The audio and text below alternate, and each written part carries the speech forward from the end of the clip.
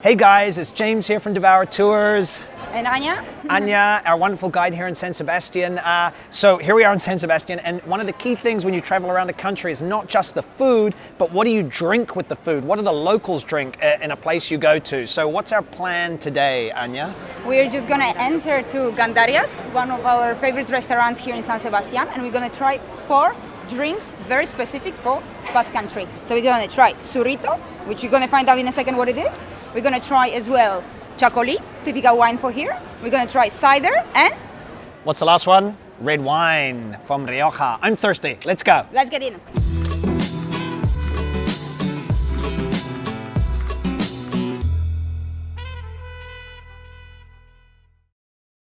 We're here in Gandarias, we have a sea of pintxos behind us, and we're going to start with a Zurito. Now, when I say Zurito, you're thinking, what the hell is a Zurito? But it's a beer, a draft beer, Basque style. So when you go into a bar, don't ask for a Cerveza, ask for a Zurito, which is this tiny little beer, the world's smallest beer. How much is it, Anya? 150? Milliliters. 150 milliliters. Literally, if you have a large hand, it will cover the whole beer.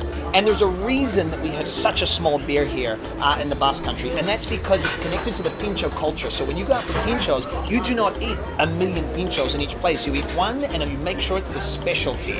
And so because you're only going to have one, you only need a small drink to pair with it, because then you're going to move on to the next place. So the most authentic drink in Basque Country is definitely the cider. We call it Sidra here, and James is holding the bottle of one of those. Look at the cork, it's very special. In this way, we can put the cider from a distance, from a height. So basically we do that. And this is the serving you're supposed to pour into your glass. So we not never put too more. much, no. No. What we want this liquid to break, to get the most of it. So what's gonna happen? This cider is naturally fermented apple cider. It's flat, it's naturally cloudy as you can see, and as well, it has just 6% of alcohol. That doesn't count. Yeah, it's very dry.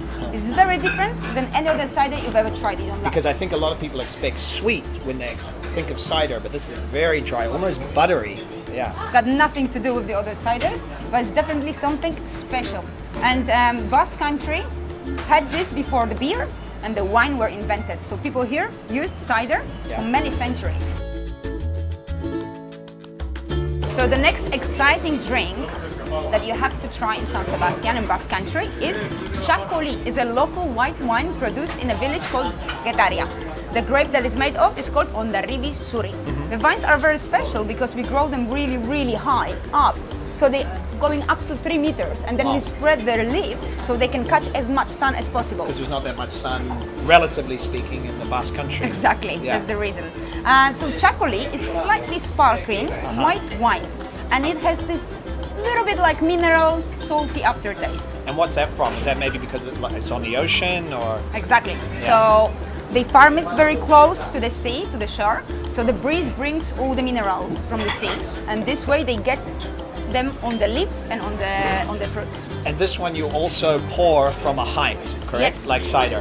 But what happened, very often here people pour it the same way as cider. Okay. And this is actually not supposed to be this way. We're supposed to pour it from maximum 20 centimeters. Maximum 20 Exactly. So many rules. Yeah, I know. Because it already has the bubbles in it. So we don't want to break all of them. Okay, I gotcha. Okay, well, we should try it, I guess, right? Definitely. Let's see. Topa. Topa.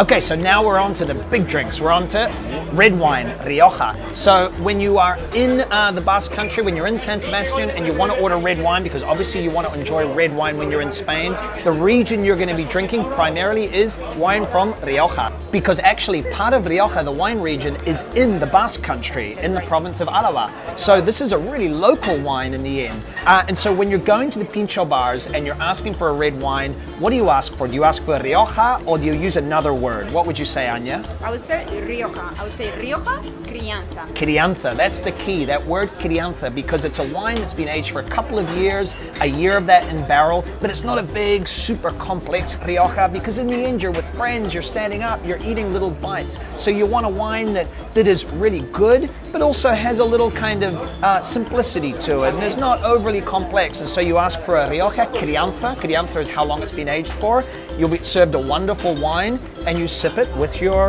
pintxos.